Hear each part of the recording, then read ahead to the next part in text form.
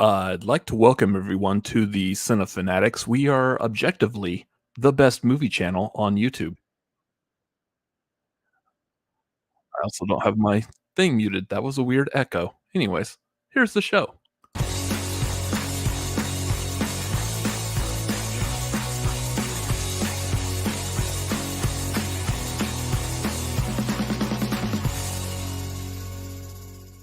You gotta love it when the show goes off the rails before you even get started. I absolutely love that. What's going on, everyone? We are the Cinefanatics. My name's Robert Adams. I'm Chris Adams. And welcome to the Tagline, the show where the tagline is the title. This is our premiere flagship show, which, I mean, could have fooled me, but whatever. Where we talk about movie news and what's going on in the movie world for the past week. So, yeah. Stop calling out our flaws. We're good. We're okay. I like calling out the flaws. No. No. And here's why. Keeps because you humble. I'm an awkward fuck, and that's just how I am. Well, stop it. I'm one of those that, like, if I'm laughing with you instead of you laughing at me, I feel like it works that much better. Maybe it's a self-esteem issue. I don't know. That's not the point of this show. When I start my YouTube channel up again, we'll talk about it over there. In the meantime, welcome to the Self-Conscious Fanatics. Yeah. In the meantime, we're here to talk about Ninja Turtles. Welcome to the Ninja Turtles Fanatics. So, that's where we're at right now. So, as we get started, thank y'all for being here with us. I see Jeremy, I see Lego, I see William Harold, I see Lego again. Thank y'all for being here because I'm an awkward. Robert being relatable in 2023. Exactly. Nail on the head right there. Real quick, YouTube things. You know how this goes. You got questions, comments, issues, streamlabs.com/cinefanatics. If you want to help us pay a bill, that's a fantastic place to help us do that. Also, patreon.com/cinefanatics. If you feel that we are worthy of your support and you have the means to support us, please don't put yourself out on the street trying to support your favorite YouTube channel because we are objectively the best movie YouTube channel. Objectively. But yeah, don't put yourself out for it. If you have the means to support us, help us out. That'd be cool. We'd love you for that. We love you if you don't monetarily support us, but I mean, it's cool. Hop on there, patreon.com/cinefanatics. Choose a tier that is good for you and your pocketbook. That would be fantastic. Coming up this month, we started a new month 8 days ago. Did you know that, Chris? It's all blurring together. It's been blurring together since 2020, and it hasn't stopped blurring. So real quick, I just started a new job, as Chris knows, and some people may know. I just started a new job. I'm in the training for it right now. And this was a company that was heavily affected by the pandemic starting. And every time anyone who works for this company in this training class so far, anytime they are talking about that, they all refer to as the year that should not be named. And me being a movie smartass, I'm like, Voldemort? Is Voldemort a year? So, the year of our Lord Voldemort. The year of our Lord. Yeah. So it's hilarious. But anyways, coming up for the Patreon next Wednesday, the 15th, we will be doing our Patreon watch along. If you are at the $5 dude tier, you can join us for that watch along. I will have a poll up probably either later tonight or tomorrow, depending on if I remember. We're going to do a poll because next week is going to be St. Patrick's Day. I don't know of too many St. Patrick's Day movies we could technically watch. I know every year on St. Patrick's Day, I try to get my brother to watch Leprechaun. That's never going to happen.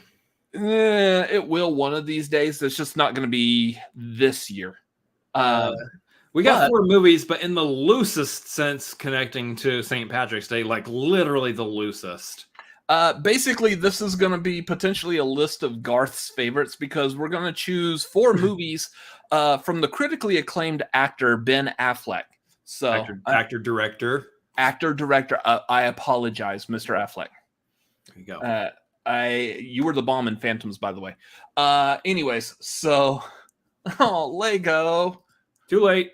You need to let us know ahead of time so we can have it on our calendar. I don't know why I went to like weird psychologist voice, but that was not weird psychologist voice. That was just weird voice. You'll need to give us No the patient has the examination. Needs the medication. That's now you're going Arnim Zola. Oh, that is kind of Arnim Zola, isn't it? Anyways, so we're gonna do 4 Ben Affleck movies. I think we're looking at narrowing it down between The Town, Argo, The Accountant, and of course Good Will Hunting. So the reason I say like kind of like St. Patrick's Day is because pretty much all of those I feel like, with the exception of Argo, obviously, all of those are The Accountant are connected to Boston, which I know Boston is very famous for Irish population. I cannot remember if The Accountant is connected to Boston in any way, but Garth in the chat, let us know. Did The Accountant take place in your house? It is directed by Gavin O'Connor, though, and he sounds like he's got a Boston last name, so let's just go with it. Well, does it have an apostrophe or is it a period? Who Look, knows? this is it's nice. It's an apostrophe. This is the most offensive. This is the most offensive connection to St. Patrick's Day we could possibly make, without being actually canceled, without losing our title as objectively the best movie YouTube channel. Objectively, they know jack shit about the St. Patrick's Day holiday. Yeah. So I'm just gonna drink a Guinness, okay? That's it. Yeah. So that will be next Wednesday, the 15th. The following Wednesday, the 22nd, will be our movie trivia hangout. So if you're at the Maverick tier, come join us for that. We will have movie trivia available for you to answer. That will be a lot of fun as well because I love movie trivia. Like you haven't been going through the re-uploads of the Schmodown lately, have you? I have not. And, you know, real quick side note, I think it's funny that Garth has not responded to any of that. I think either he is offended or he has already pre-muted the stream in preparation for the Barbie watch. Well, he's not, if he's muted, he's not going to see it. It's going to be a long ways before we get to Barbie watch tonight. We got a lot of shit to talk about.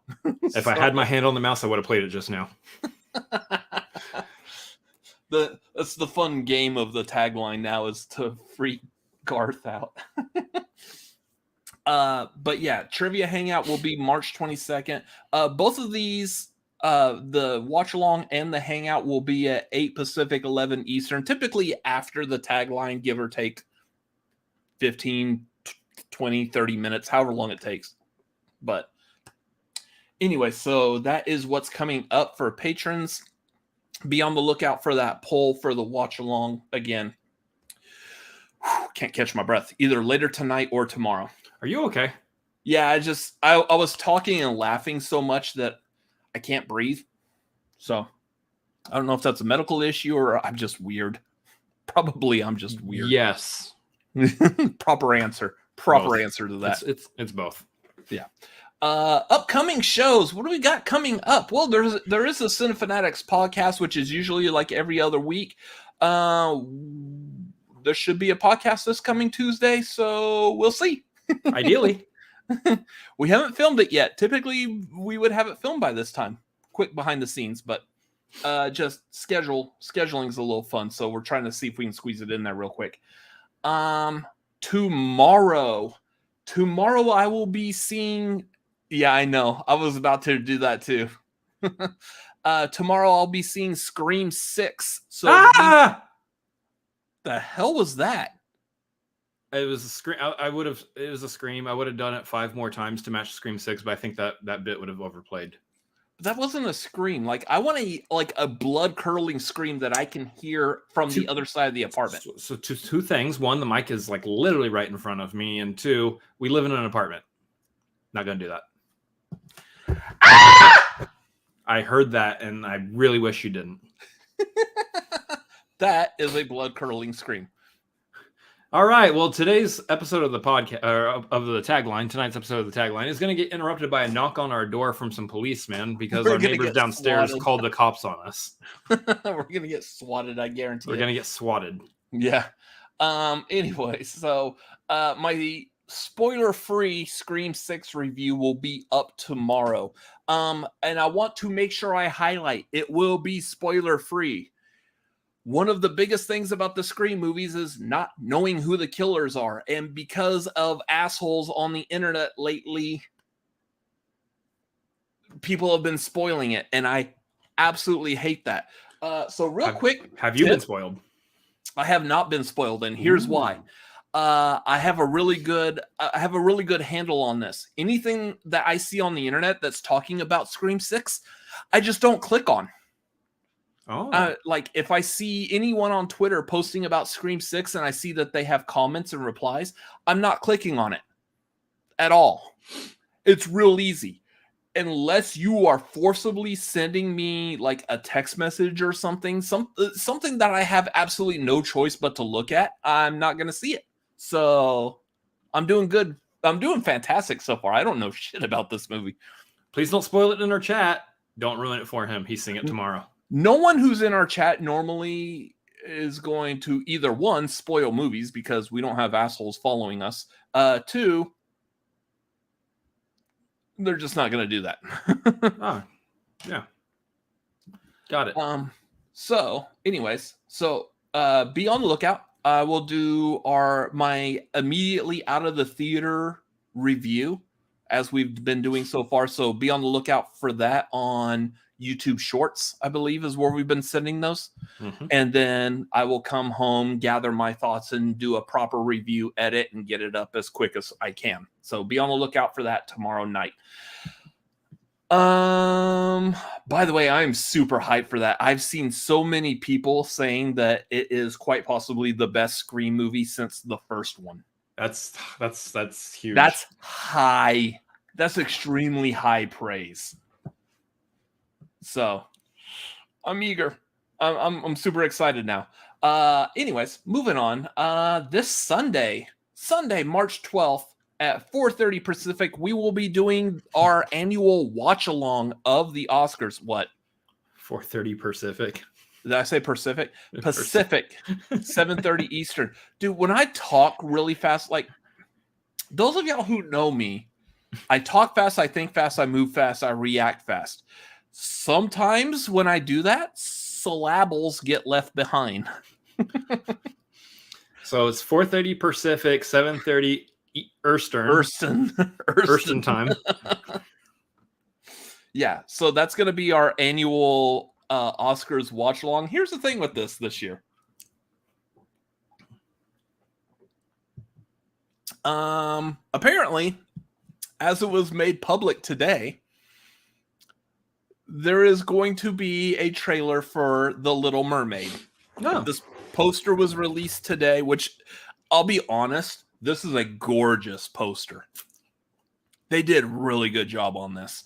Now, in comparison to the original Little Mermaid poster, this one's too cloudy. The weather's not right. It's too dark. It's really dark. This is not my Little Mermaid because the poster's too dark. Stop it.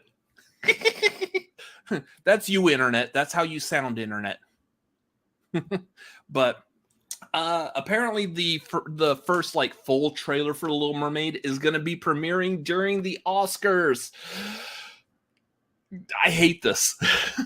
As people building a movie YouTube channel, I want the ability to react to that trailer separately because I guarantee that's going to be a trailer that's going to have a lot of people wanting to watch reactions.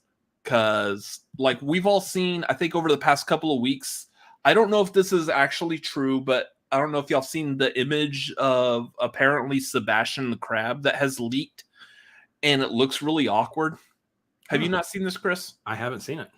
Yeah, apparently back when that 30-second Super Bowl slot thing came out. Yeah, look that up real quick.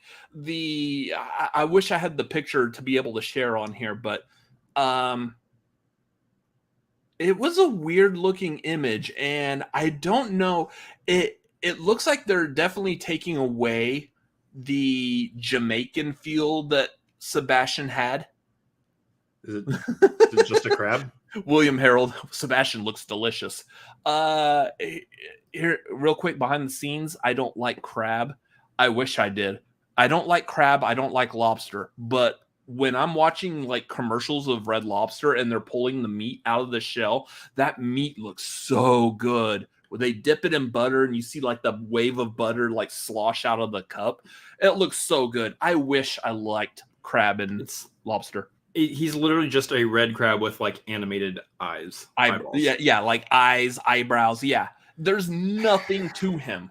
It's not a good sign. It's not a good, in my opinion, not a good sign, because this is the same issue I had with the live action Lion King, in which none of the animals emoted. They look too realistic.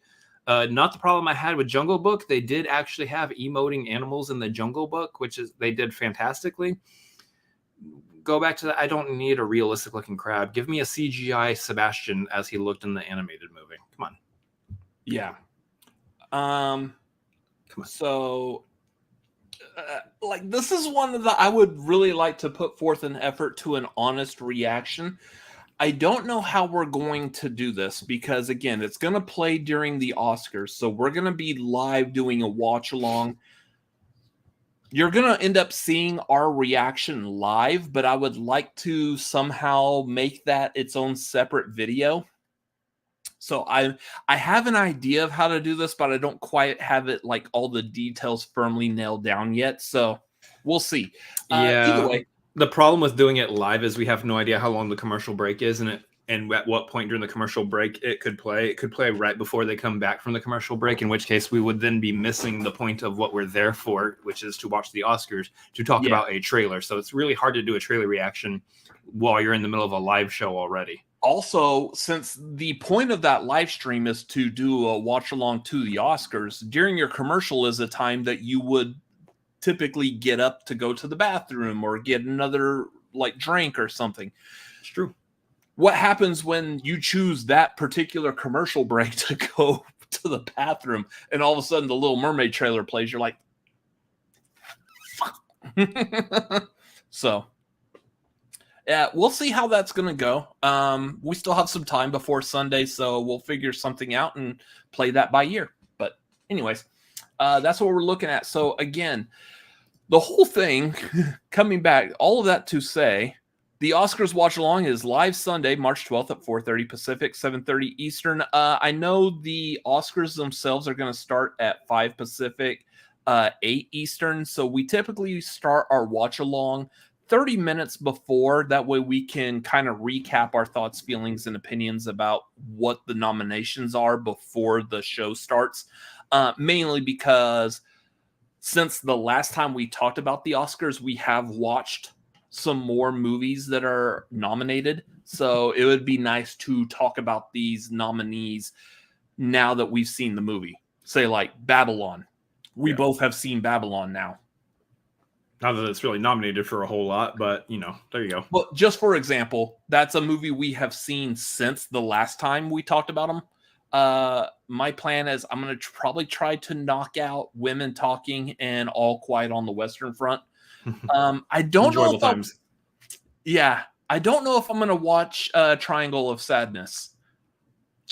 I might try. Those of y'all that know me know that I do not like puking in movies. I don't like to see people vomiting. And there's at least a 10 to 15 minute scene of people vomiting all over the place in that movie. So that I'm kind of apprehensive about watching it. Speaking of vomiting, I had an idea. Let's run it by the chat. You guys let us know in the chat if you think this would be a fun idea for our watch along, which is, I don't like where this is going. let's set up at the beginning, maybe during that first 30 minutes of making sure we really nailed down our predictions. And if we miss so many predictions, we have to eat a spicy thing of some sort. Something really spicy. Something that will tell us apart. Just tear us apart. Both of us still have one of these. As long as it's still good, because it's been sitting for a minute. Is there a... I'm sure it's fine. So we have the one chip challenge. If for some reason that chip is not good, we could always do something else spicy. If you think that might be fun, you think that might be something entertaining to watch as part of our live watch along, feel free to let us know in the chat while we're live during this program, and we will take that into consideration. We might actually do this. That's actually not a bad idea because I don't know of when other time. We've been holding off on doing this for something that both of us could potentially do it at the same time on camera. And we don't have like a YouTube channel of like the Addams Family apartment. Like we don't have just a YouTube Thank channel God. of our normal going-ons here. Because I mean, all you would see is videos of Lola sleeping or me and him arguing over what we should be talking about on the marquee, which we'll talk about here in a minute. So yeah, we don't have anything like that available. So it's kind of weird trying to figure out how to fit like doing the Paqui, whatever this word is, the one chip challenge. It's hard to do that on camera. So yeah, I think the Oscar watch along might be good. The problem is I have to work the next day. Woo, that's gonna be a fun day. Anyways, yeah, William Harold's like, might I recommend The Exorcist? I have seen The Exorcist twice. Yeah, I'm not a huge fan. Here's the thing, like, oh my gosh, we got a marquee coming up next month. It's going to be themed. Hold on, we're not there yet. Yeah, I just don't like when people are puking and their puke actually looks like puke. I don't like. It's okay if they're puking blood or like black or whatever. Like it doesn't look realistic, so I'm not affected. But if it looks like actual puke, I'm just not a fan. Anyways, moving on. The marquee. We are doing the marquee next month. We decided that was going to be Friday, April 14th. I believe so. Yes. So Friday, April 14th. That will be at. So it's going to be 7:30 Pacific, 10:30 Eastern. I'm trying to remember because I know my schedule is going to change by then. You can tell what parts we have written down and what parts we don't. Yeah, I didn't write that down real quick. The marquee for next month, we're going to be covering movie theme songs, like their main theme. So obviously, like Star Wars is going to be the main theme to Star Wars. Guaranteed that's going to be on there. We are still formulating our thoughts on what should be included in this.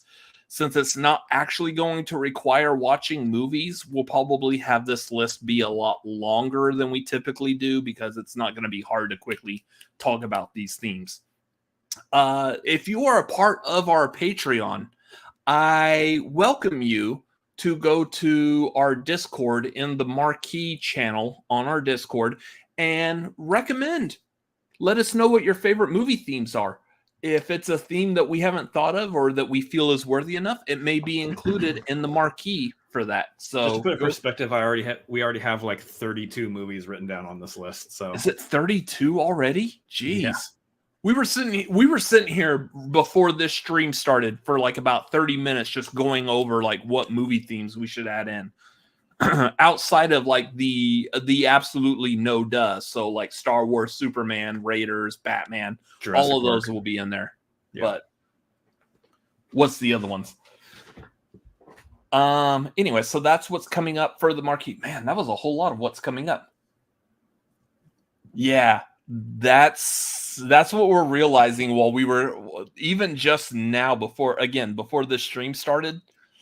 That's what we were coming across. Like, man, some of those. Let alone trying to figure out having a guest on that one too, because it's going to be a sizable list for sure.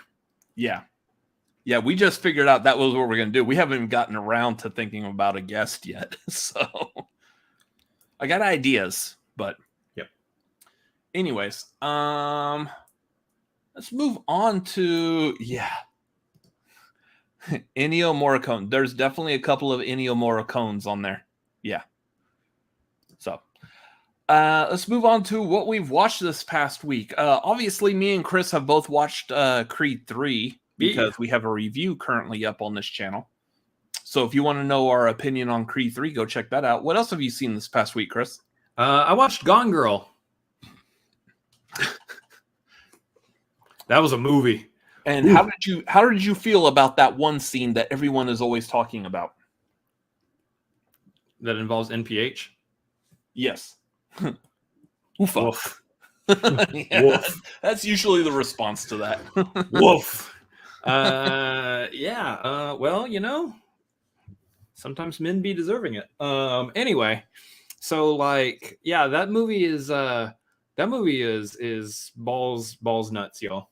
The movie is balls nuts. It was fun because like does like a reveal at a certain point in the movie, but that point is like a long way away from the actual end of the movie. And I'm like, what? How is this movie going to end? I don't know. Who am I rooting for? Because like I don't know what's happening. Am I rooting for this person or that person or this person or that? Like, what's going on? I don't know. It was a good movie. It's not one I'm like eager to rush back to again, but it was a good movie. Yeah. I feel like you have to be in a certain mood to put it on too. So if you're in a happy-go-lucky mood, probably not Gone Girl. Probably not Gone Girl. Probably not the choice, you know. But if you just want a nice, peaceful evening with like a nice, like little thriller, thriller, kind of maybe a little bit of a mystery to it. Yeah, it's good. Then maybe Gone Girl. Lego, not me singing. He had his coming. Are you quoting Chicago there?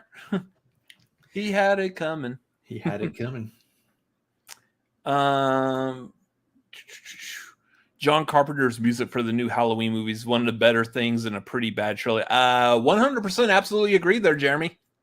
Would also probably say that John Carpenter's Halloween theme is also probably going to be on that list. He had it coming. Yeah, Chicago. It's great. Let's see. Over this past week, I watched A Man Called Otto, that Tom Hanks movie. And it was funny because, like, based off the trailer and everything, you see he's kind of like a curmudgeon and whatnot. And I was like, well, this is going to be a biopic. This is going to be my biopic eventually.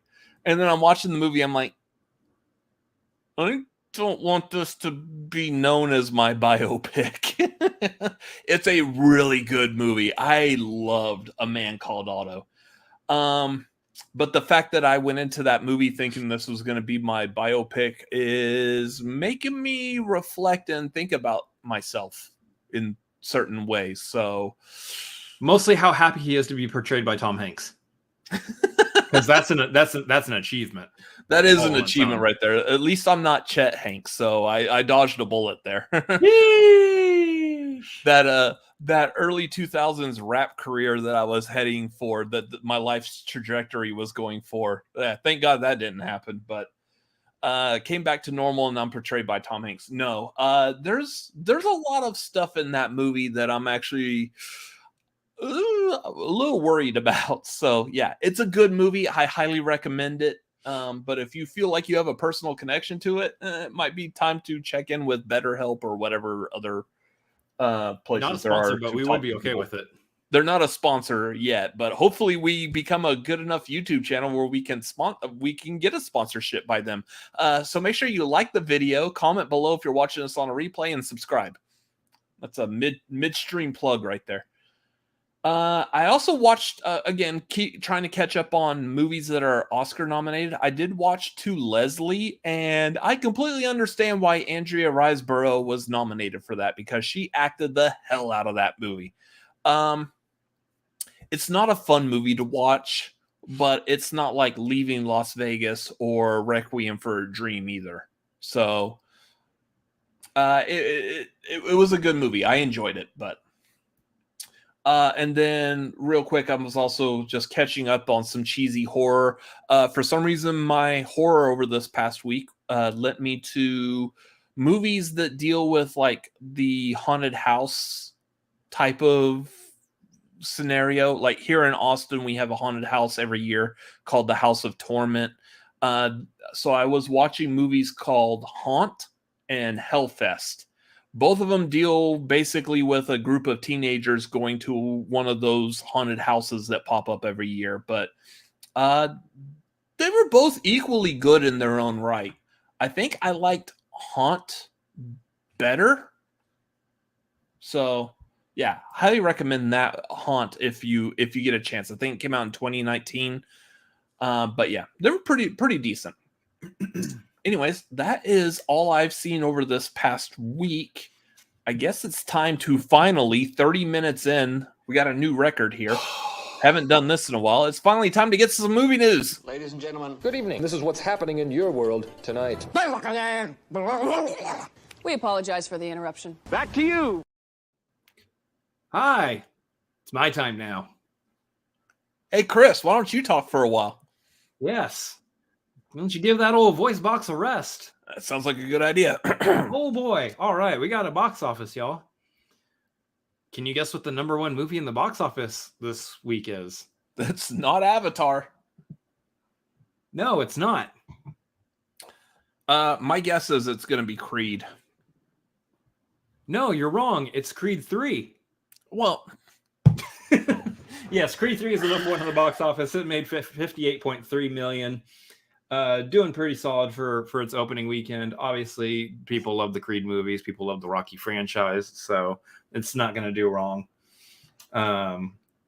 Number two is Ant-Man and the Wasp: Quantumania. Were you waiting for me to have like something to say about every single one of these? Par for the course. Number two is Ant-Man and the Wasp: Quantumania, made another $12.8 million. Another like 59% drop from last week for 3 weeks, and being a 60 to 69% drop, and then a 59% drop each week. Oof. I'm not saying the MCU is in trouble, because I think if someone says the MCU is in trouble, they're being silly. I think the franchise is a multi-billion-dollar franchise, and I think at any point they could churn out another movie that hits $1 billion. I will say you should be considering maybe what you're putting out if your movie is making its budget back in the MCU. Maybe think about the amount you're putting towards these movies. That's a thought. But I mean, 3 weeks in, and its total gross right now domestically is about $187 million, which I have to say is probably not too far over its budget. And if you count marketing, it's not great. It's not a flop, but it's not great. It's something. Here's something about Quantumania that I have not heard anyone else on the internet talking about, and I feel like this is common sense. So someone has to be mentioning this somewhere. Quantumania is the type of movie, given everything that happens with Kang in it, it will become more popular and more well liked as further MCU movies come out. Sure. As more and more people understand who Kang is and how important Kang is going to be going forward, they will probably look at Quantumania in a different light. Mm-hmm. But right now we just have a bunch of people that are looking at it either as just a standalone movie or within the confines of the Ant-Man franchise or within the confines of the MCU thus far. So that's a movie I think people will probably appreciate it more and more as the MCU continues, as we continue through Phase 5, working our way to Avengers Kang Dynasty. Yeah. MODOK is still going to look like crap, though. MODOK will probably age horribly. MODOK is not going to age well. So number 3 is Cocaine Bear, dropping from the number 2 spot. That's actually still impressive that it's at number 3. Yeah, it's made about a $41.4 million total domestically. So, I'm not sure what that movie's budget was or how much they used a real bear versus a CGI bear in that movie, but there you go. I don't actually know that. Like, there was definitely some parts of that you could tell that bear was CGI. Oh, for sure. Like the parts where it's doing cocaine. Yeah, those parts would be roughly what I was describing. Yeah. Or anytime it's killing a person for the most part. Number 4 on the list is Demon Slayer Kimetsu no Yaiba to the Swordsmith Village, which is definitely a niche. It's released by Crunchyroll. It's a niche event type release. So don't expect to see that hanging out on the top 10 for too long. Maybe it might be there next week, but I think given the event status of it, it probably won't be on the top 10 for too long. Number 5, we've got Jesus Revolution. The conservative evangelical crowd is keeping that one in the top 10, which is impressive, I guess. Number 6 is Avatar: The Way of Water. So Avatar still in the top 10 at the number 6 spot. You want to know what the total domestic gross for that is so far? Yeah. That's at 670.7 million domestically. 670 million? Yep. Just domestically. That's really good. I believe it crossed the 2 billion. It already had crossed the 2 billion mark globally. Worldwide. Yeah. So, number 7 is Operation Fortune. I'm not saying the rest of the name because I don't know how. That's a Ritchie movie that just came out this week. It opened at number 7. I'm sure it's good. Guy Ritchie produces some good stuff, but it's not great that it's opening at number 7. It's not great. Hey, boo boo. Want to give me some crack cocaine? Number 8 is Puss in Boots: The Last Wish. Number 9, Magic Mike's Last Dance. And number 10, somehow still hanging on for dear life, 80 for Brady. I'm actually more impressed that Puss in Boots is still in there because that came out in December. It's been in there for a while. I might need to watch this Puss in Boots movie because apparently it's really good. Someone let me know. Do I need to watch the first one? Because I also want to watch it too because everyone is talking about how good it is. How many Puss in Boots movies has there been? I think it's the second one. I think there was outside of the Shrek franchise itself. Yeah. I think there was one Puss in Boots and then there was this one. Might need to catch up on that because that sounds like that's going to have kind of like Paddington Bear levels of this is just a fun comfort movie to watch. Yeah. So that is your Puss in Boots is so good. Right. So good. So good. Puss in Boots. Too fast, too furious. Two puss, two boots. Two puss, two boots. Oh, man. That sounds like a movie that you would Google and they're like, are you old enough to be Googling this? Absolutely not. You're never going to be old enough to Google this. You know what you are old enough to Google?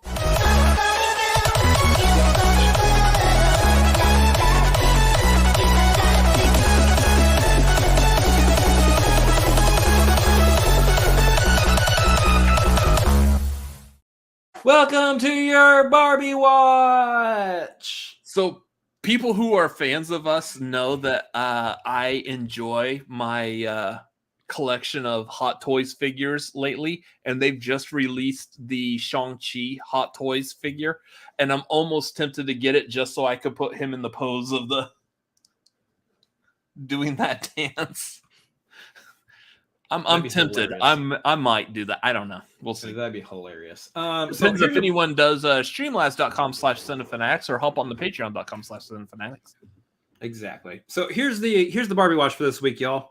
We're gonna do the briefest cover over the history of how this movie came to be.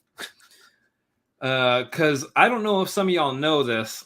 This movie's been through the ringer to get to the point where it's finally going to be released this year. To the point that I'm pretty sure we should all be not believing this movie's coming out until we're actually sitting in the theater watching it. I will tell you, as a movie fan who really started paying attention to movie culture back in the 90s, they've been trying to make a Barbie movie since the 90s. And all they've been able to do is those like direct-to-video, cartoon, animated CGI.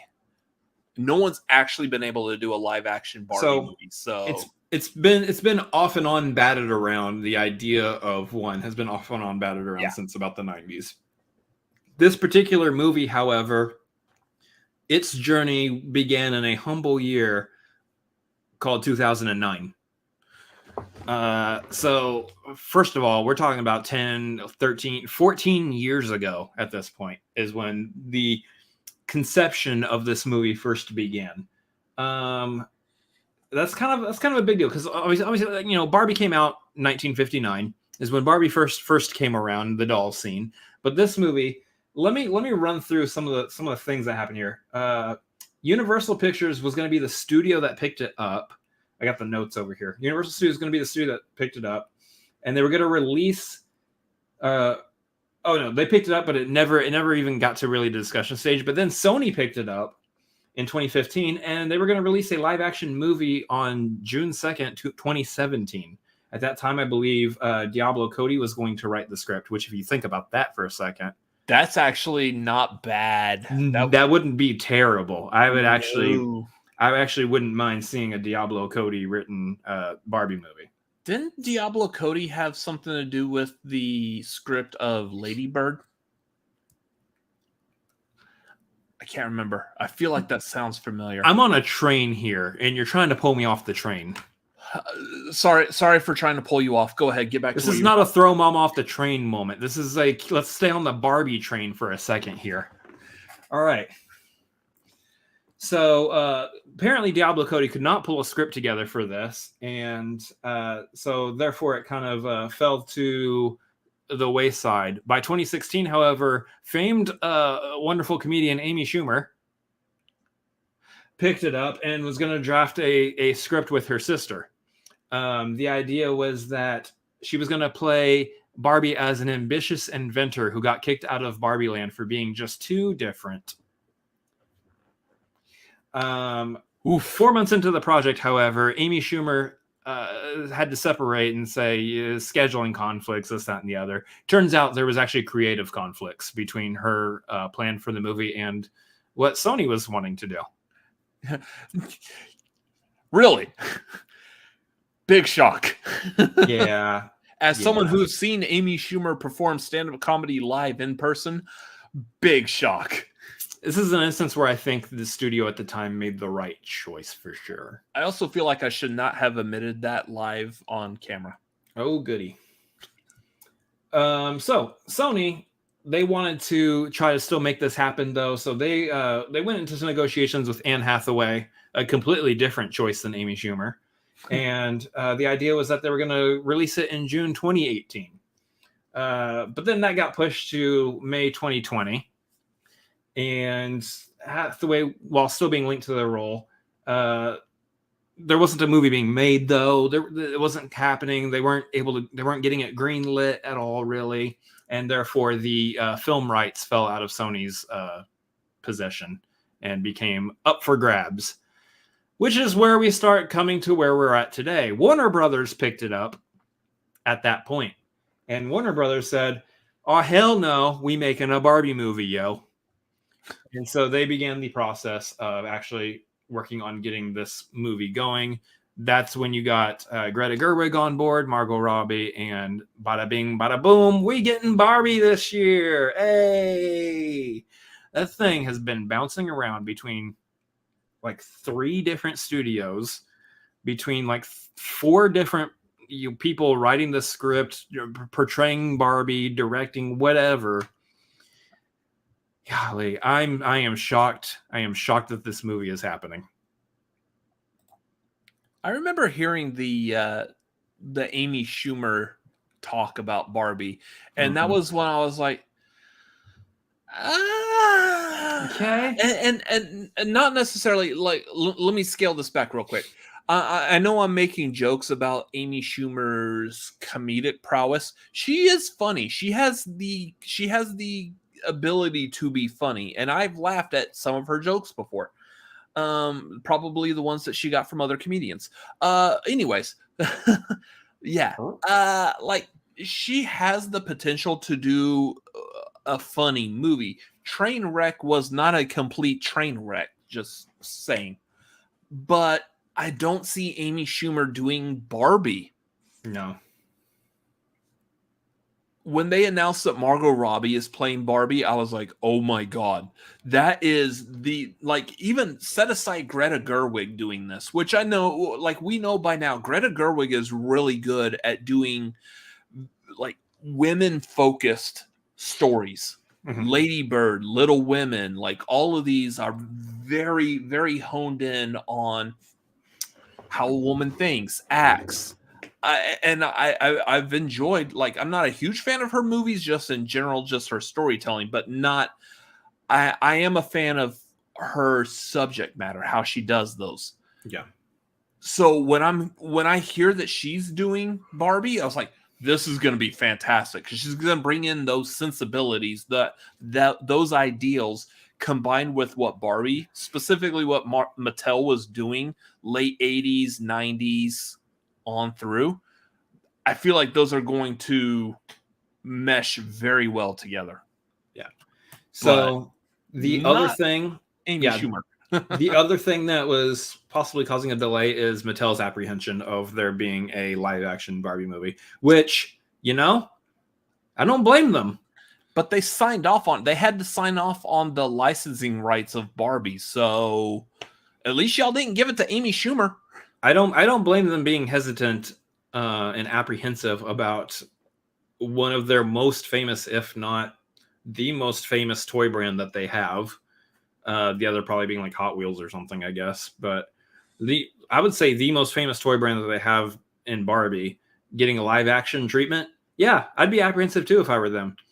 Luckily enough, from what it sounds like, the script is very tongue-in-cheek and self-referential and all that Mattel's actually going to be involved in it, in the story itself.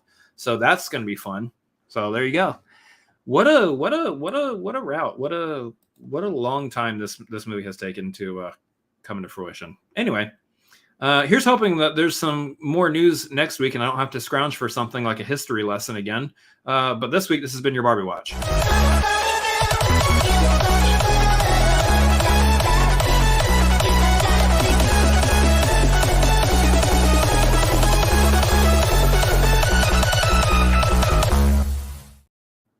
I'm going to have to go back to start making some stuff up.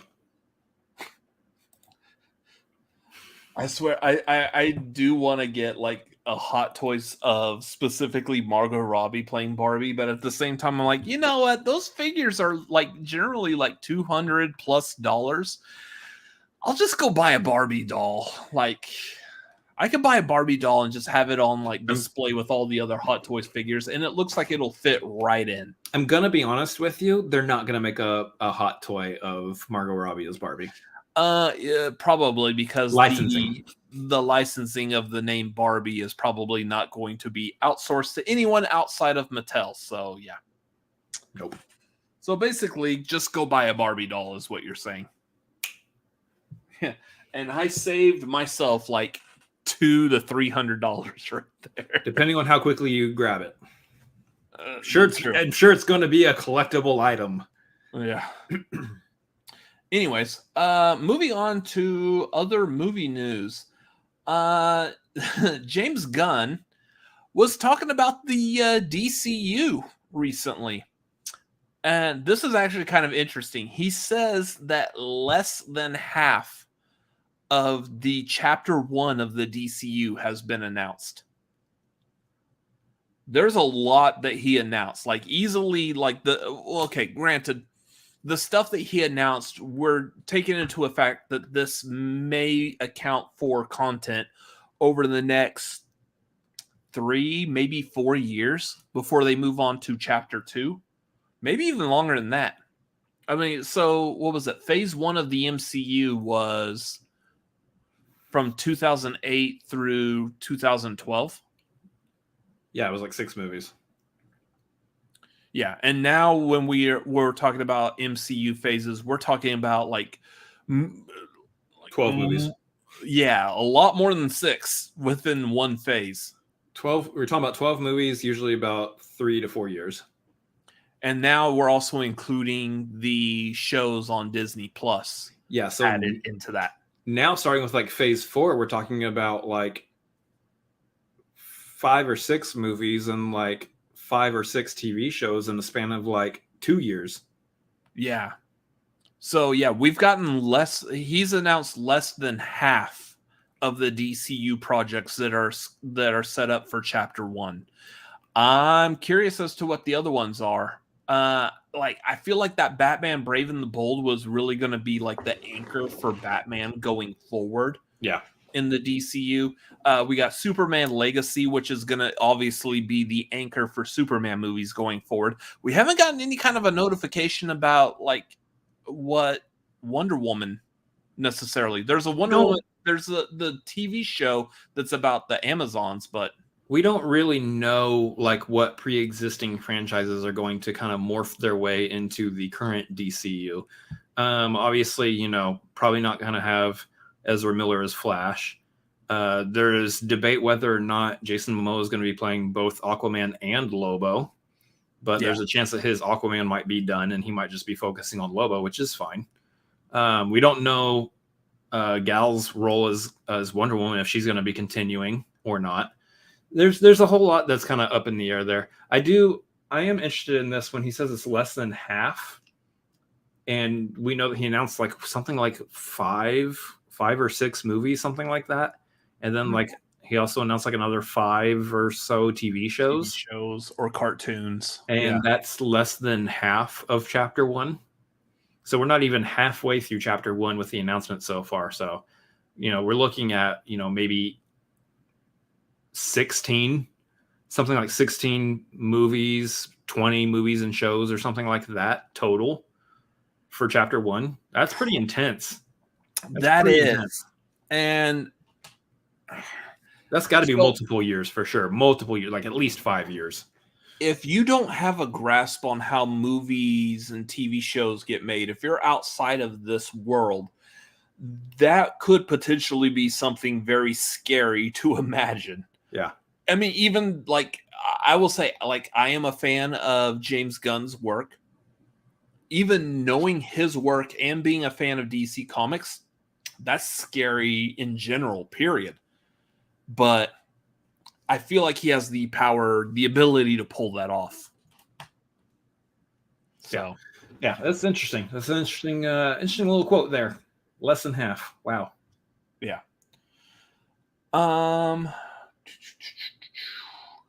Okay. So yeah, moving on. It was also announced this past week. This one I'm actually really excited for, and my brother's not going to have anything to say about this.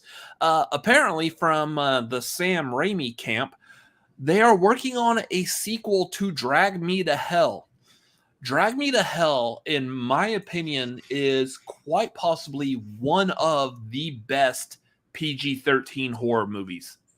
Until that movie came out, I was adamantly against PG-13 horror. Like, you can't put forth the effort that it needs to scare a person in PG-13 horror. You can't push the limits of like gore. You can't push the limits of like, for example, if you were to get scared at something, if someone was to jump out around the corner at you, do you go like, "Oh, shoot, you scared me. Oh, poopy." Yeah. Or when someone jumps out at you trying to attack you, you're like, "Oh, fuck." Yeah, you can't do that in PG-13 horror. So you lose that realistic believability that a lot of horror movies try to instill in their audience to grow that connection, to grow that scare factor. And I think Drag Me to Hell was one of the best movies to still hit those marks while keeping the actual horror and everything reeled in. Like, there really wasn't a need for gore in that movie, but the scary elements were still there. They were still present, and I think it did a phenomenal job. That would definitely be a movie I would recommend you watch. It's a lot of fun. It is a fun horror movie. It is nice to know, though, that we are going to get the sequel, Drag Me Through Hell, and then I'm sure they're going to make the third one, Drag Me Back Out of Hell. Sure. But yeah, I'm eager for a sequel to this, as long as Sam Raimi is still fully attached to it. That being said, he does have a good record of letting other people handle his, for all intents and purposes, his babies, and they still turn out very well. Looking at for example, the 2013 Evil Dead was directed by Fede Alvarez. Granted, Sam Raimi was still attached as a producer along with Robert Tapert and Bruce Campbell. So it was still like being coddled by the OGs, but leaving Fede Alvarez to direct it, it was still a great movie. I think they did a fantastic job. This new one coming out, Evil Dead Rise, directed by Lee Cronin, again, same thing, still being produced by Sam Raimi, Bruce Campbell. So it's still in their hands, but I'm eager to see how this is going to be because the trailer looks really good. Ooh, eager to watch someone else handle Sam Raimi's babies. Let's do it. So yeah, I don't know if it stays in Sam Raimi's hands. I am all in on this. But if it goes out, as long as Sam Raimi still has some kind of control over it, I feel like it should still be really good. So yeah, we'll see. Moving on. So Disney this past week has, this is sad. Disney has officially canceled the Star Wars movies being made by Kevin Feige and Patty Jenkins. Not exactly sure why. I don't think like any piece of news was actually saying why it was canceled. Yeah, there's nothing out there that specifically states why it is. It's just probably just thoughts of different directions they want to go in. Real quick, here's my plea to you, Lucasfilm: stop announcing movies unless you're actually going to move on them, because we've gone through so many potential Star Wars movies at this point that were going to happen. Patty Jenkins' Rogue Squadron, Kevin Feige was going to produce something. The Game of Thrones dudes were gonna produce something. Ryan Johnson keeps stating that he's like still like it hasn't been canceled as far as I know, that he's going to be making like a whole Star Wars trilogy. As far as he knows, he's still making it. That hasn't been officially canceled yet. Taika Waititi, which we will talk about that also here in a second, is also creating a Star Wars movie. All of these have been announced. Most of these now have been canceled. And the question is, why the heck do y'all keep announcing things with no intention to follow through? Especially when we got that little teaser. I say teaser because it wasn't a teaser of the movie, but it was a teaser with Patty Jenkins explaining why she wanted to do Rogue Squadron, why she was into it, what it meant to her in relation to like the story of her father and all of that, and why it was so important for her to do a Rogue Squadron movie. And it's just absolutely incredibly disappointing that they let that go to the wayside and not do anything with it. I understand if like you're arguing there's like scheduling conflicts and stuff with the creative individuals involved, and you know you're trying to reschedule things and figure things out. But I truly think, especially at the heels of Top Gun Maverick being so absolutely successful, that they would want to move on essentially a Top Gun in Star Wars space. Yeah. I see no reason why that wouldn't be a banger of a movie, especially when you could argue that it's a spiritual sequel to Rogue One. Kind of just being a where's the rebels now kind of a situation.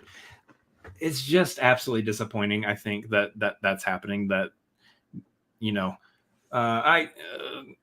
other thing real quick I'll say is that I actually completely understand Kevin Feige's movie getting canned. That dude's busy with Marvel. I'm shocked that they were even considering entertaining the idea that he was going to produce a Star Wars movie. He's got his hands full with Marvel right now, and for the foreseeable future.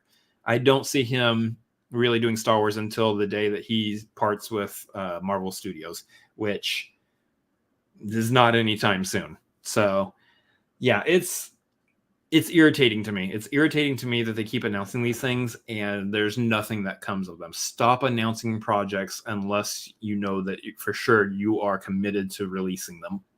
And with Patty Jenkins, I don't think it's necessarily a scheduling thing, because she's not scheduled to do another Wonder Woman movie either. Not as anymore. Far as we know. That, and then she was going to do that Cleopatra movie. Oh, I don't know. Yeah, I can't remember what happened with that. If that one was dead in the water, also if she's still moving on that one, or if that one got a new director. I don't know, but like, yeah, it's not a scheduling thing. It's just, I don't know. They over at Lucasfilm, I don't know what they're doing, but stop announcing movies unless you're going to do them. Yeah. So yeah, going back to what you were saying, they are moving forward still with Taika Waititi's Star Wars movie, which who knows what that is. But I do see a lot of people saying, based off of his Thor: Love and Thunder, they're not necessarily eager to see him do something in Man, the Star Wars universe. I was so hopping mad just now. I spit a little bit of water out of my mouth right into my lap. Guys, you know, when you just get furious, sometimes a little bit of water just creeps back out of your mouth. I'm just saying, I got to excuse it some way. It happened, and I watched it come out of my mouth on the replay over here. That's great. Anyway, yeah, they're moving forward on Taika's movie, which, sure, but there's also news that he's going to star in it as well, which is fine because we've seen Taika star in some Star Wars. He's been in The Mandalorian playing IG-11, I believe. Yeah. I can't remember if I know IG-88 and IG-11. They're which one. But so we've seen him like participate in the Star Wars universe already.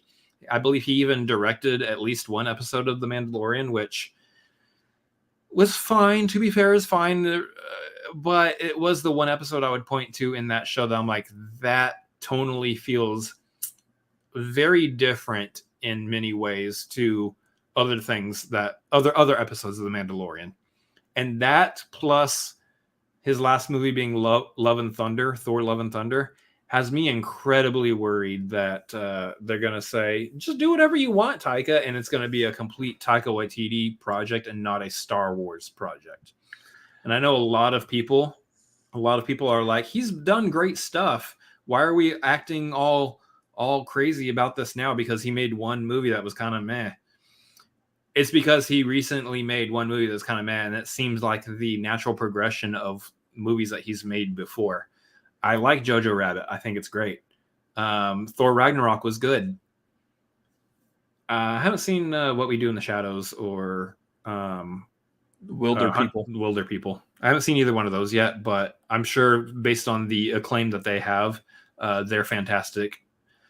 But at this point, I'm watching the trajectory of where he's going in terms of projects he's directing and everything, and I'm not confident that a Taika Waititi directed Star Wars is going to tonally fit in with all of the rest of Star Wars, which so far everything else has tonally fit in together.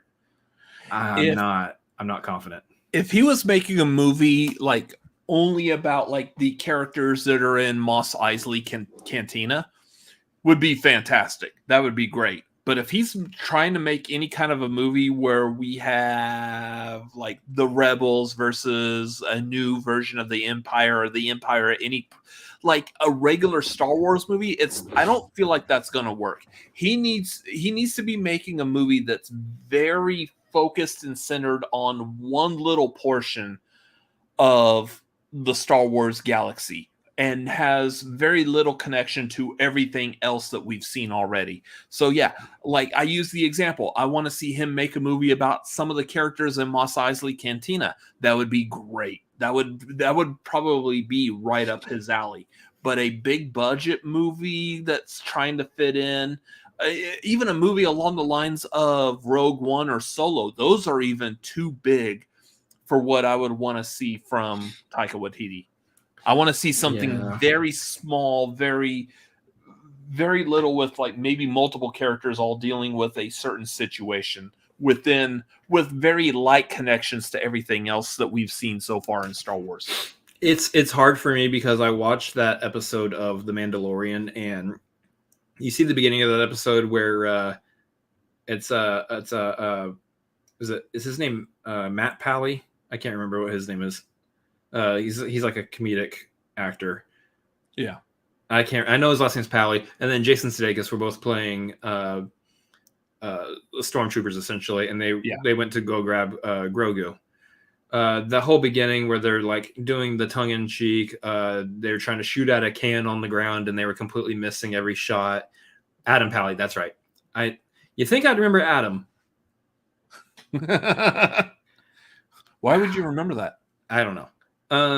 Anyway, that shot, that scene, that episode was fine. That part of that episode was fine, but man, it was tonally not Star Wars. It felt like a couple comedic actors dressed up as stormtroopers and just kind of joking about thoughts and things of being in Star Wars, but it didn't feel like it was part of Star Wars. And that, someone might think I'm overreacting to this, or they might say like your opinion doesn't make any sense. I truly don't care. I truly don't care if that's what people think about my opinion here. I'm not confident right now that Taika Waititi is the right director for a Star Wars movie. I'm very concerned and very worried about this, especially on the heels of Lucasfilm not really knowing what they're doing with Star Wars movies. They've got TV shows on lock. The TV shows right now are phenomenal. Andor, phenomenal. Mandalorian, phenomenal. Bad Batch, phenomenal. They have got TV on lock right now, and you can tell that's where most of their focus is going at the moment. Mm-hmm. I'm looking forward to Ahsoka. I'm looking forward to Skeleton Crew. I'm looking forward to all of this stuff. It's all going to be great. But the movies right now, there's concern there. And right now, your best bet for a movie, because we don't know what's happening with that Rian Johnson trilogy, your best bet for the movie is the Taika Waititi movie. I'm worried. I'm very worried. I'm very concerned. Yeah. Anyways, moving on from Star Wars, let's talk about something that I'm pretty much not going to have anything to say at all. This is now going to become the Chris Hour. Jonathan Crystal. Yes. Is set to direct Detective Pikachu 2. What I will add to this conversation real quick is looking at this guy's filmography, mainly what he's directed. Definitely he's directed a bunch of like shorts and stuff. He's had a hand in Portlandia, Saturday Night Live, couple of Funny or Die, Tim and Eric, awesome show, great job.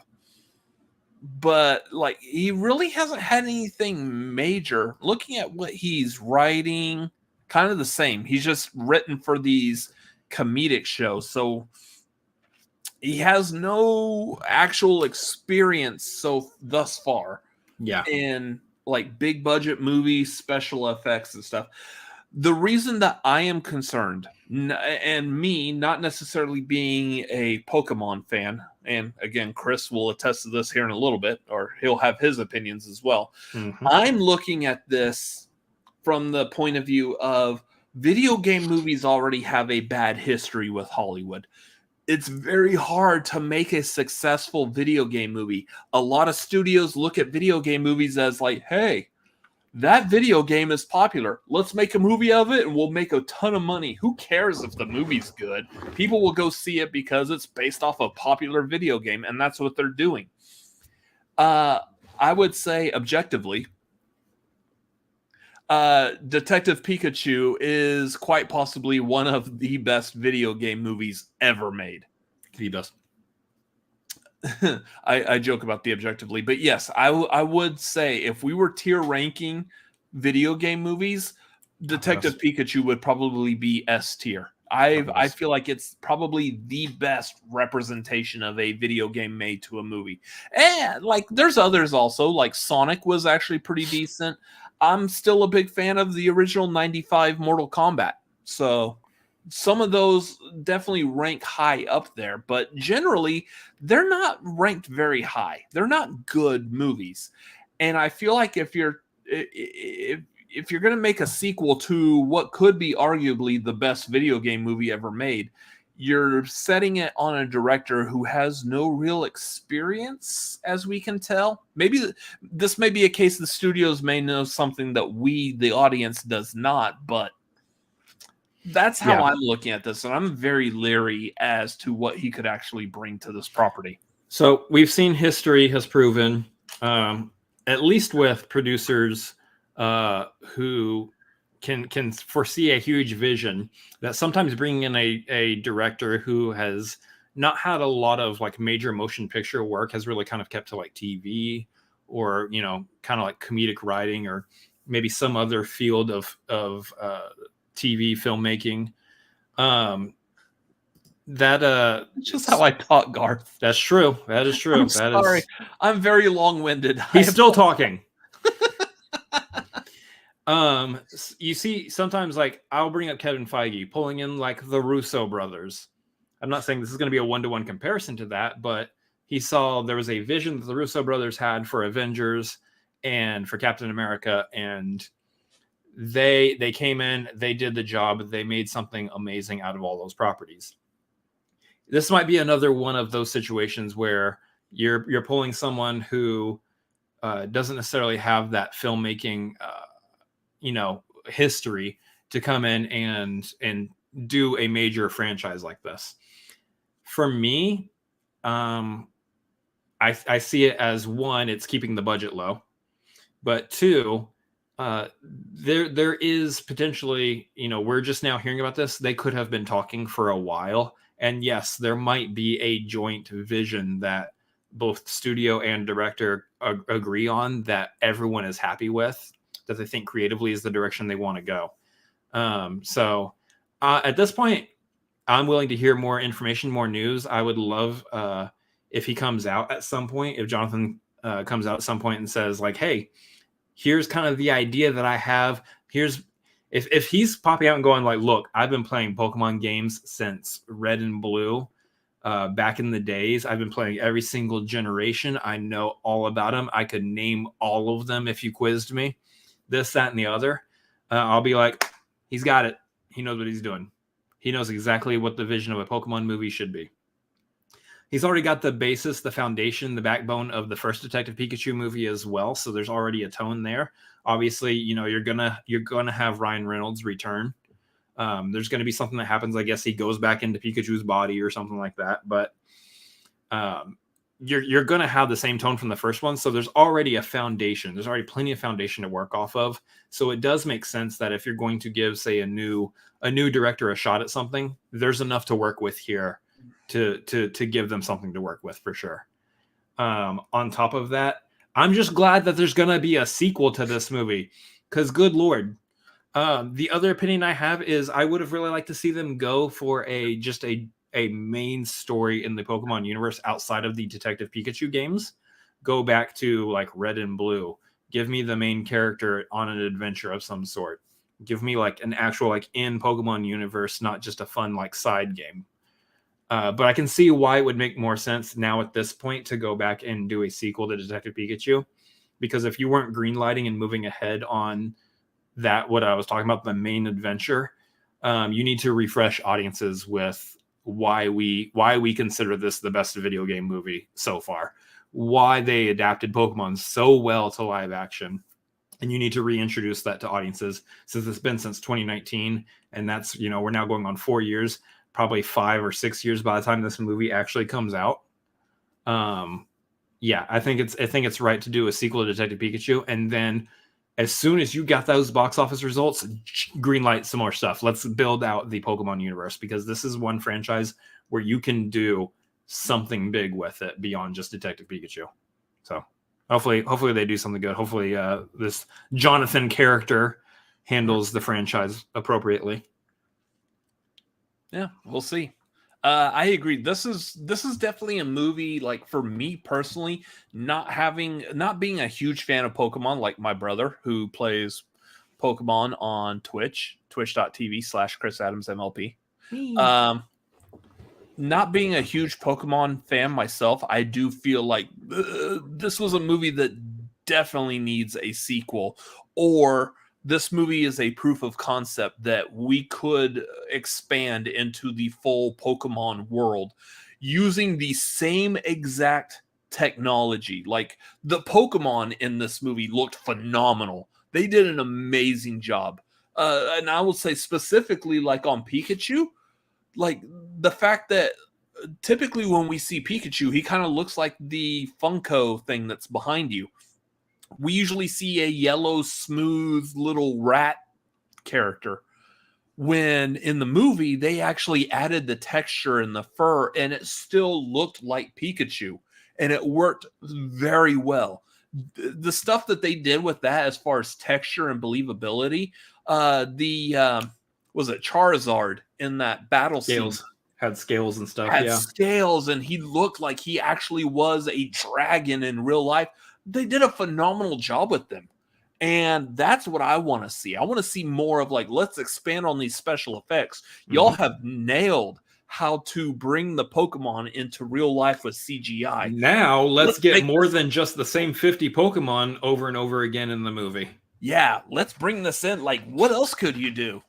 There is going to be over 1,010 of them now. Bring them on. There's a lot to choose from. Yeah. Some of these were a little too realistic. Yeah, Mr. Mime was a little weird. Mr. Mime and his dodgeball shoulder pads. Yeah.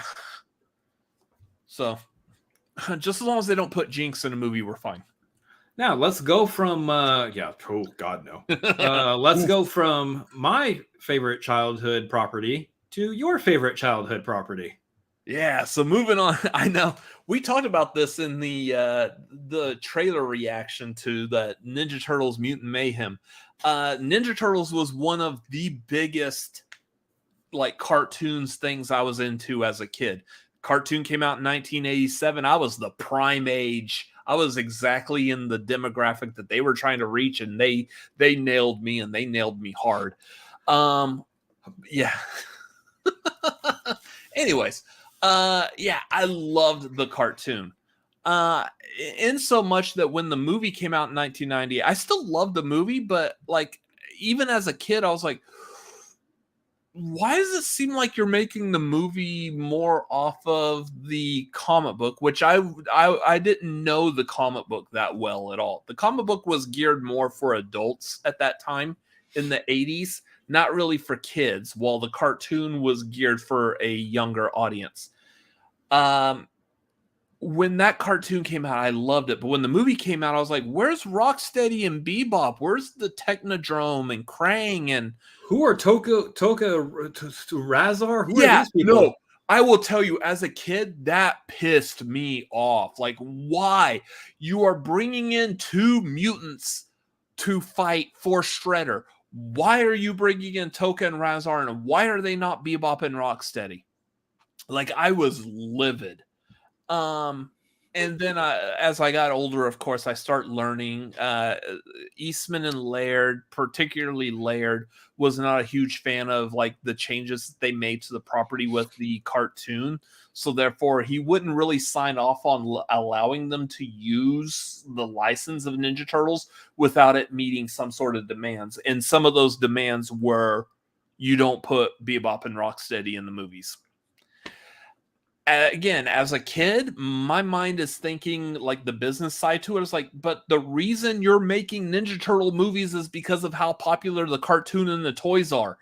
We want to see Bebop and Rocksteady in live action. We don't want to see this random wolf and snapping turtle. So that was my little rant when I was a kid. Even as a kid, I understood and knew this. So fast forward to today. Now we've gone through the Ninja Turtle movies. There's the 80s cartoon. They moved on to like the 2003 cartoon, which was also really good because they kind of matured them up a little bit. It was a lot more action, a lot less jokes. And now I guess the Ninja Turtles have been completely sold off from Mirage over to Nickelodeon. And Nickelodeon's just having a field day, like destroying my childhood. They did make a cartoon of it, which the cartoon animation is just weird, and I guess it plays more for kids. It's not, they're no longer catering to people like me who grew up with the Ninja Turtles.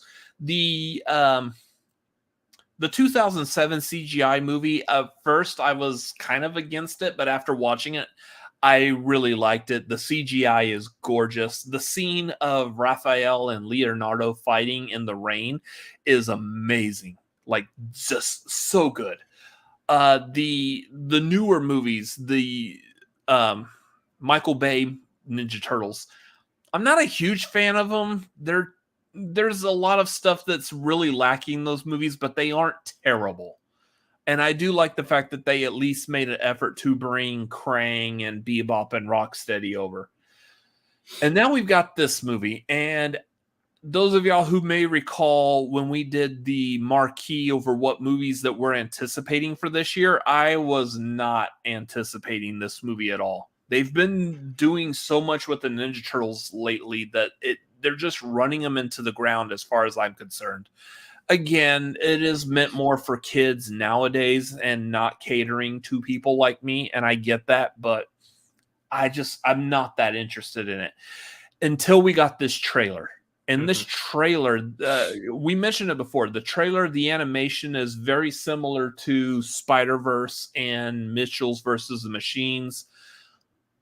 I kind of like that animation style, but there's a couple of takeaways from this movie that I'm still not a huge fan of.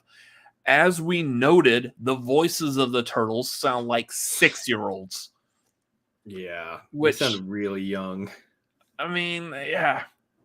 So I'm not completely certain on where this is going.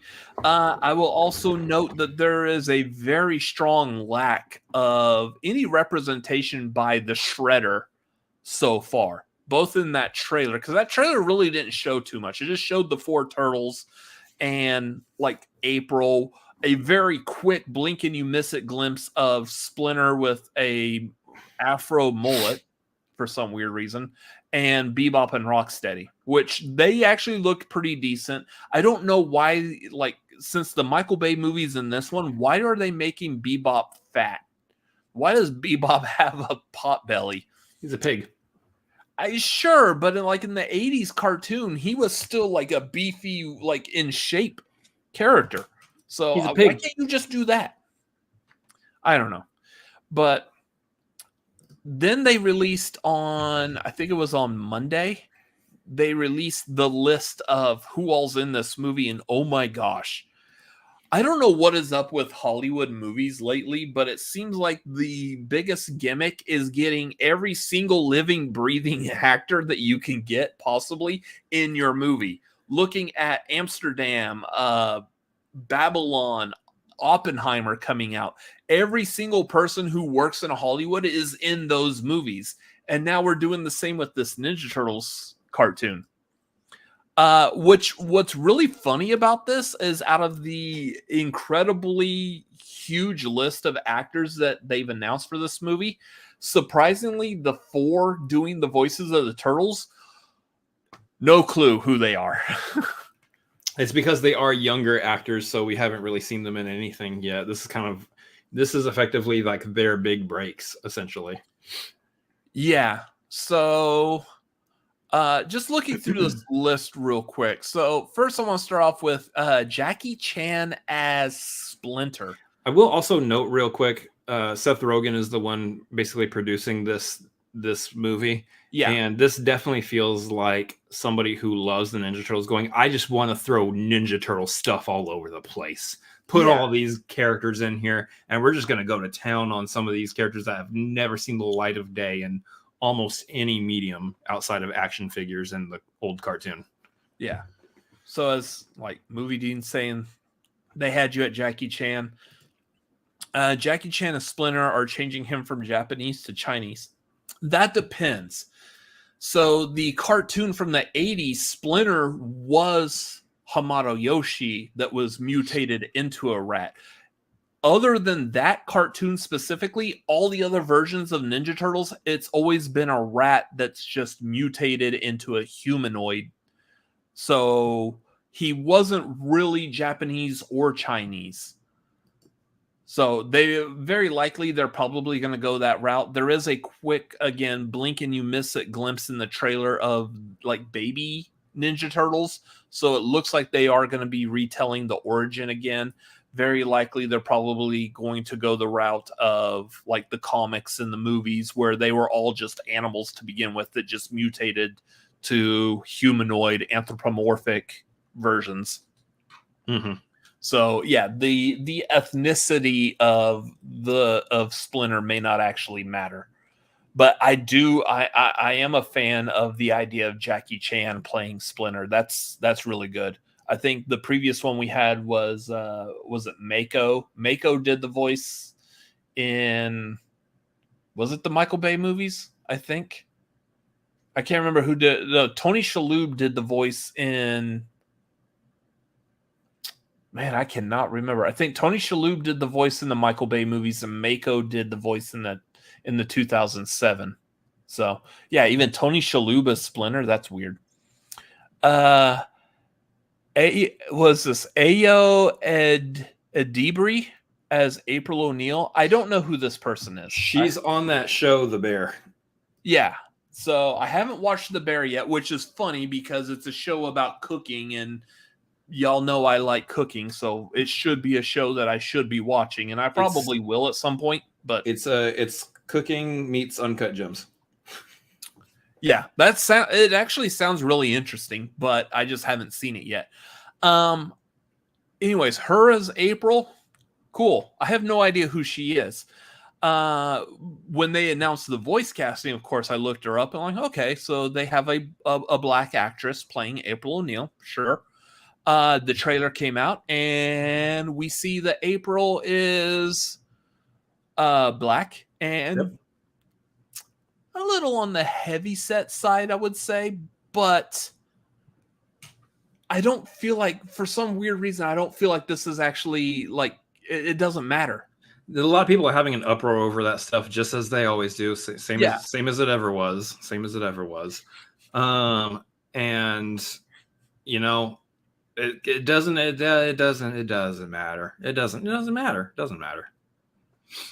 This isn't a major character that is destroyed by changing aspects of the character like that. So I don't know why everyone's all upset. Sure, it's ruining your childhood. No, it's not. Your childhood's still fine. You remember April O'Neil from the 80s cartoon? Cool. And then I saw like a lot of people were referencing that April in the original comics was black. I don't think April was actually black in the original comics. I think she was white with a perm. She looked a lot like Judith Hoag, who played April in the 90s. She looked like that in the comics. So there was talk that she was a mixed race. She was both Asian and I believe Caucasian. She was kind of like half Asian, half Caucasian. And then her name was based off of, I believe, what's his name's wife. Someone that Eastman's wife. If I'm getting that correctly. Could be mixing names and people up, but. So Kevin Eastman's wife at one time was Julie Strain. So yeah, so she was based off of somebody that one of the creators knew in real life, whether it was their wife or it was a woman who had an actual like impact on their life. People are getting confused and thinking that she was actually originally black in the comics and she wasn't. I don't remember. Anyway, it's a huge cast. So yeah. Let's. Anyways, moving on. Seth Rogen is Bebop, which sure makes sense. He played a warthog already. Let's just have him play another one. Pumbaa mutated. Got it.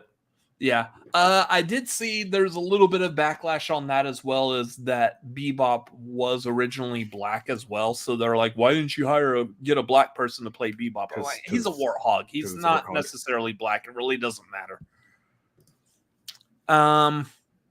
John Cena as Rocksteady. Yep, sold. Got it. Nailed it. So this is the second time Rocksteady has been in a movie, and each time he's played by a wrestler. New tradition. Apparently. Which, I actually did like Sheamus's portrayal of Rocksteady in the Michael Bay movies. I thought Sheamus did a really good job. So, yeah, I think John Cena is going to do fantastic for that. Surprised he's not being played by The Rock.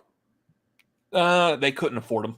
Probably not, but at the same time, just think about it. The Rocksteady. Oh, yeah. I mean, the pun is definitely there. It's right definitely there. Punny. Yeah. It's a good cast, though. I mean, I can see John Cena as Rocksteady pretty easily. Yeah. Hannibal Buress as Genghis Frog. This is where I kind of have to deviate a little bit. Again, not really knowing the comics that well. My connection to Ninja Turtles really is that 80s cartoon. And the frogs in that were Florida-based, like kind of surfer type of personality. Genghis talked a lot like this, and they were all just some punk frogs just living in the Florida Everglades. I can't see Hannibal Buress doing that. Good. I mean, that's going to be one of those, like, I'm going to have to wait to see how the portrayal is, because I'm pretty sure they're probably going to change that portrayal from what I know of the punk frogs from the 80s cartoon. Yeah. So that'll be weird. Speaking of, like, the Florida Everglades, Rose Byrne as Leatherhead. This is quite possibly one of the weirdest castings. Leatherhead is an alligator. In the 80s cartoon, he was a Cajun. First of all, he was and he was a Cajun alligator that had a very stereotypical Cajun accent. I guarantee, I will kill them frogs and them turtles. I guarantee. Huh? Mon chéri. Yeah, like Gambit. Yeah, except even more Gambit than Gambit. Very, very Southern Cajun voice. I don't know what they're doing with Leatherhead. Why is Rose Byrne playing Leatherhead? His design looked like the type that he would just be fine. You'd just find him like rocking back and forth on his rocking chair out on the porch playing a banjo. Yeah. Yeah.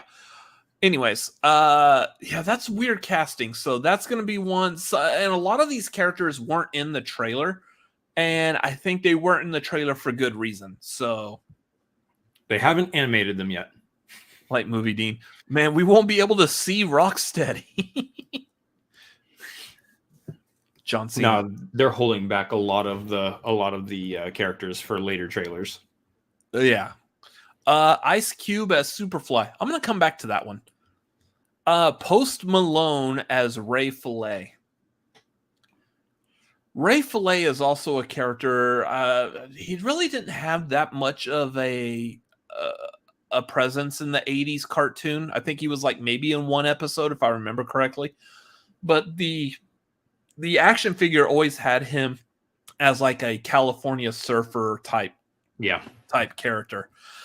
Post Malone does not exude that quality. Do you know Post Malone? Yeah, Post Malone is just a very playful, like he's definitely got a West Coast type of personality about him, but not necessarily the surfer quality that Ray Fillet is. I think he could do it. It is interesting though, Post Malone. Have we seen Post Malone like in a movie before? I don't even know. This could be interesting. It's an interesting cast. I feel like if we've seen him in a movie, he's just been playing himself. Maybe. I haven't seen him doing anything other than just him being himself.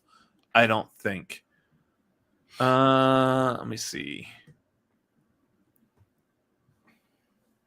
Oh, yeah, he had a voice cameo in Into the Spider-Verse. But he was just a random person on the street, so that makes sense. Yeah. Paul Rudd as Mondo Gecko.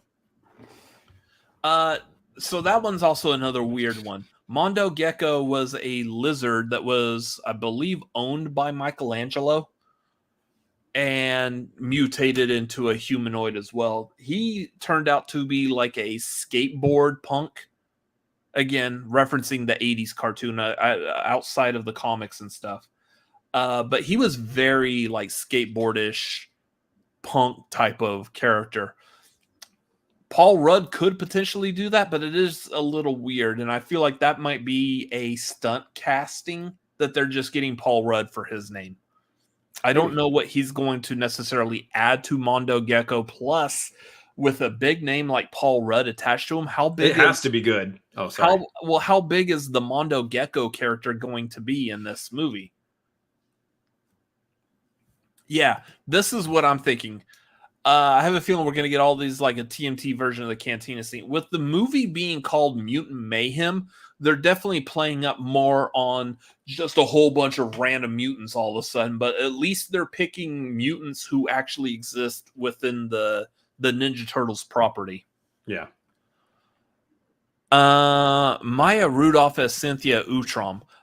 Cynthia Utrom is not a real character. Speaking of pre-existing in the property, Or not? But the Utroms are. The Utroms are an alien race. The character of Krang from the 80s cartoon was lightly based off of the Utroms. So there might be a tie into like Krang at some point through Cynthia Utrom, whoever she is, but it's just weird. And I don't know who this person is. Natasha Demetru. I know I'm not pronouncing that right, but she is doing the voice of Wingnut.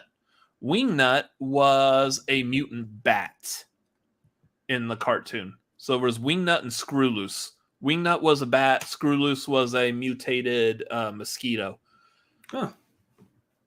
Again, I don't know how exactly they're playing the character of Wingnut. Wingnut was always kind of like a weird, out of touch space cadet type of character. So I don't know exactly what they're doing with that.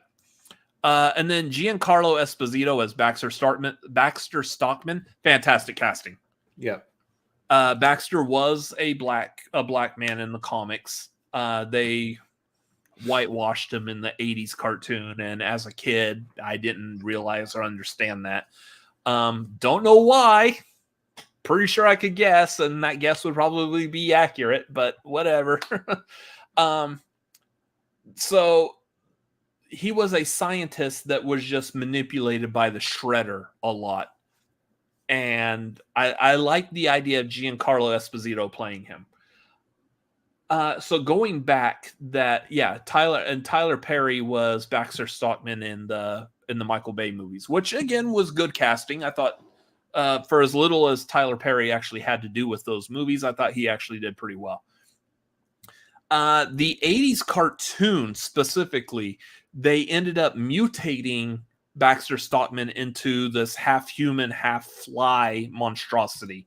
What it looks like, due to the casting that popped up on Twitter, the logo for this Superfly character that Ice Cube is playing looks very similar to the look of Baxter Stockman as the Fly from the 80s cartoon.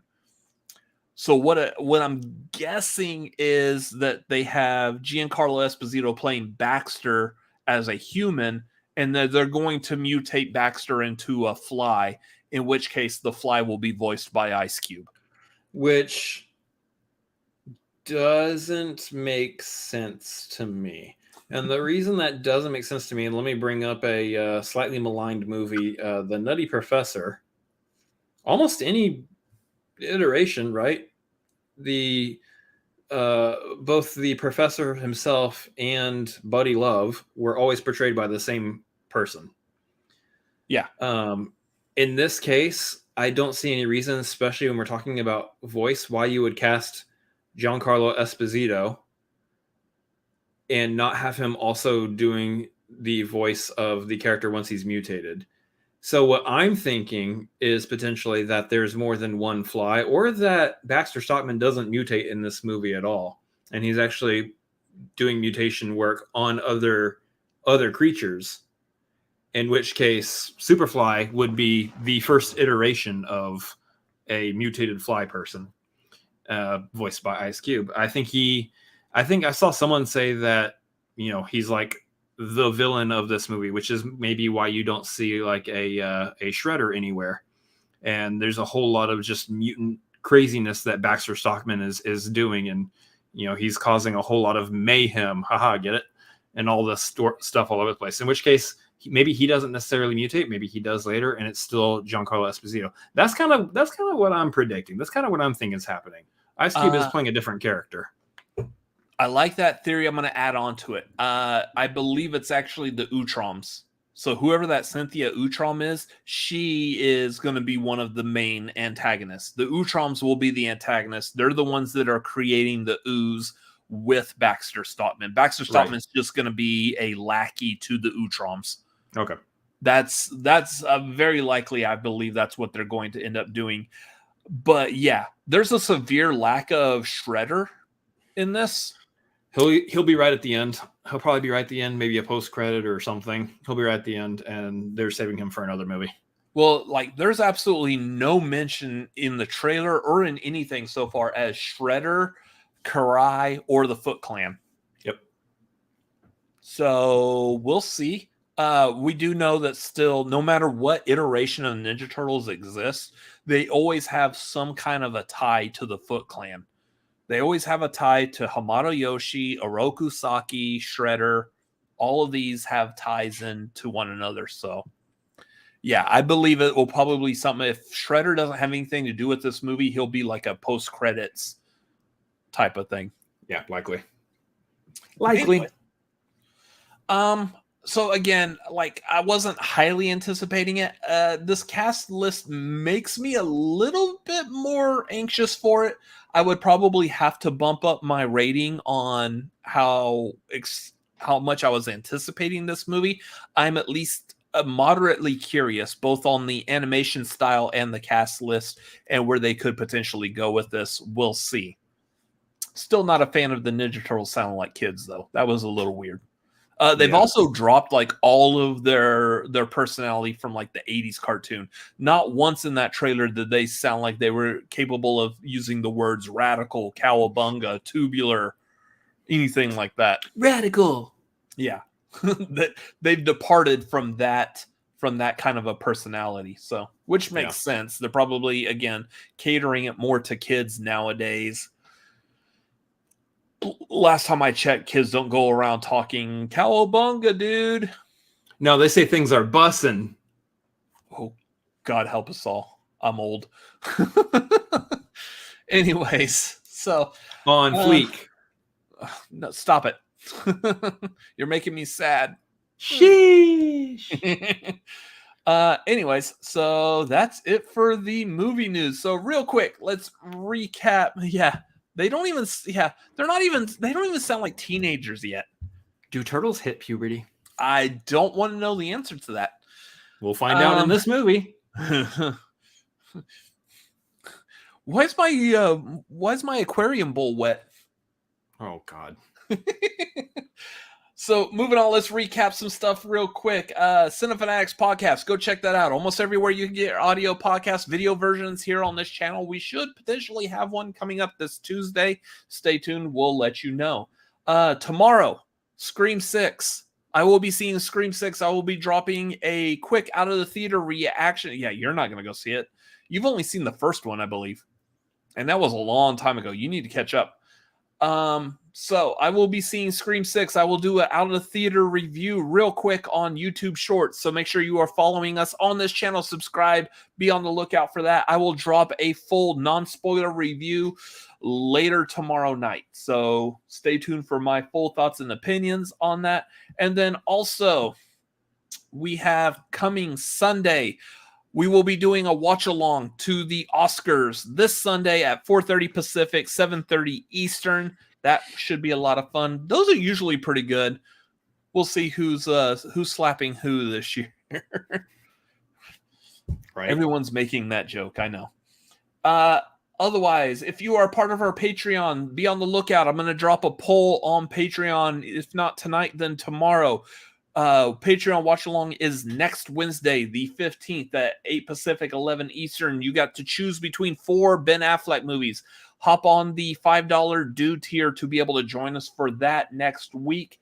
Then March 22nd, we have the trivia hangout. If you're at the Maverick tier, you can join us for that. That is the 22nd at 8 Pacific, 11 Eastern. So that is coming up as well. Otherwise, you can follow us at Cinefanatics MLP on Twitter and Instagram. Make sure you like this video. Comment down below if you're watching this on a replay, your thoughts, feelings, opinions about anything we've talked about. And also make sure you subscribe. Hit that bell so you get notified when we drop new videos. Otherwise, you can follow me personally at Robert Adams MLP on Twitter, Instagram, Letterboxd, and youtube.com/@RobertAdamsMLP. You can follow me at Chris Adams MLP on Twitter, Instagram, and Letterboxd, as well as twitch.tv/Chris Adams MLP. Anyways, that's going to do it for tonight. Thank y'all for watching. Those of y'all who are in the chat, we appreciate you being here. If you're watching on a replay, we appreciate you going back and watching our content. We love each and every one of you because we are objectively the best movie YouTube channel on YouTube. We will see y'all in a couple of days for the Oscar watch along. or hopefully you'll see me tomorrow for my Scream review. Otherwise, y'all have a great night. Goodbye. See ya.